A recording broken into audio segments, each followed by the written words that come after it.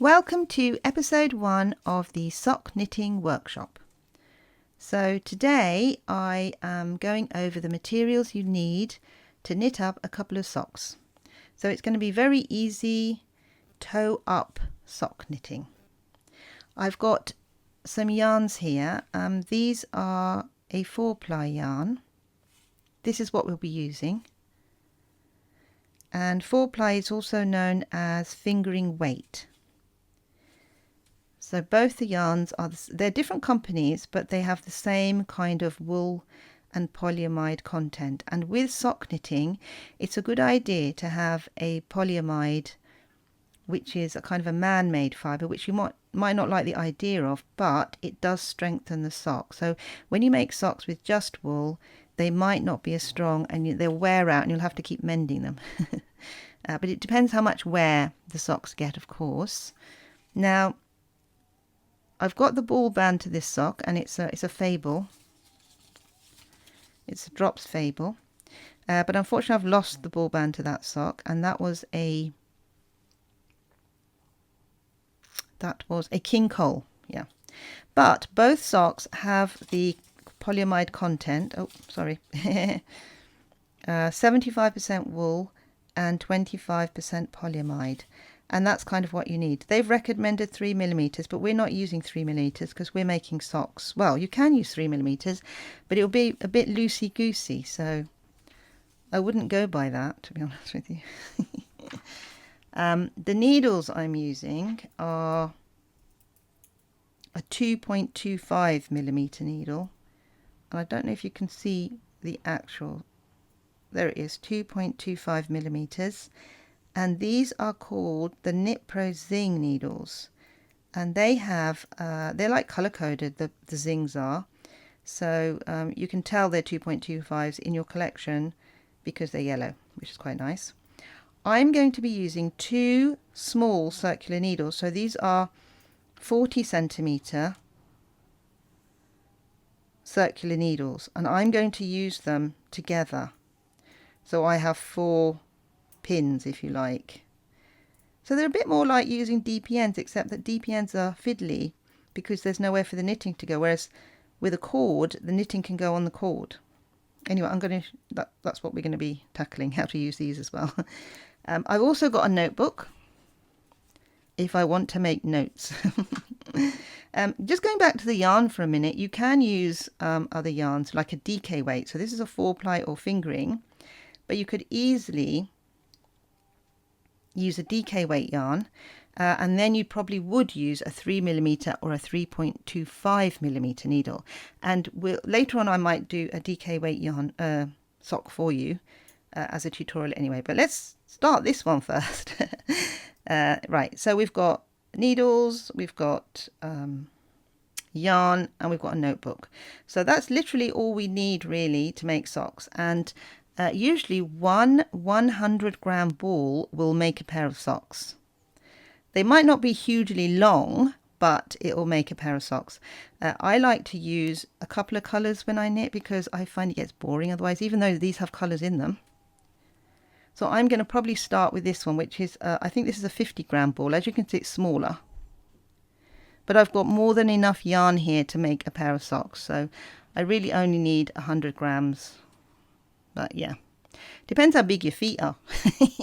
You might need a bigger sock, so then you'd add some more on. But the good thing with a toe-up sock, which is what we're going to be making, if I didn't mention that before, because these are toe-up socks, you can actually measure the length and then add other colours at the top if you want to. So, but anyway, we'll tackle that later. That sounds all very complicated, doesn't it?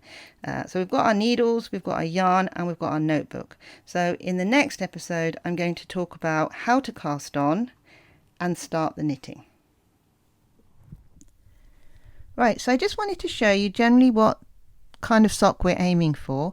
This is one of my socks I knitted previously. And the sock has different elements to it, or different parts to it, if you like. So first of all, we're going to be casting on, of course, from the toe. Then we're going to create the toe by increasing. Once we've increased to the maximum amount of stitches we want, we're going to knit on the foot area. And that's quite a big piece of round and round knitting. Now I like to do a helical knit here using 2 yarns, which makes it interesting for me, and as you can see you get different color variations, which makes the sock unique. But you don't have to do that. You can just do normal knitting with a variegated yarn, just round and round, and you'll get a really nice sock anyway, because variegated yarn gives a nice effect, and that's the whole point of it. We're going to do an afterthought heel, then we're going to knit the leg area and the cuff. Right, so the afterthought heel will be, like it says, knit afterwards. So we'll probably knit the foot up to here, add something in here like a waist yarn, sort of like this, and then carry on and then do the cuff and then come back and pop the heel in. And I am knitting a sock actually, which I haven't finished. Let me just show you. So we've got a bit of a sock snake, and yeah, so that's what we're going to aim for first. So oh, and this is a round toe as well, which is quite nice because the other one wasn't a round toe, it was a pointy toe. So yeah, so cast on, round toe, we're going to knit up, we're going to add in somewhere here a waist yarn, and then we're going to knit further, and then we're going to do the cuff and go back and do the heel. So I've still got to add the heel into this one. Oh yeah, there's my waist yarn line. Yeah, so we're going to do that, and I'll show you how to do that as we go along. So there's that one, and then I want to show you some other various ones you can do. So you can, this is not using a helical knit, so this was a helical knit, so that's 2 yarns.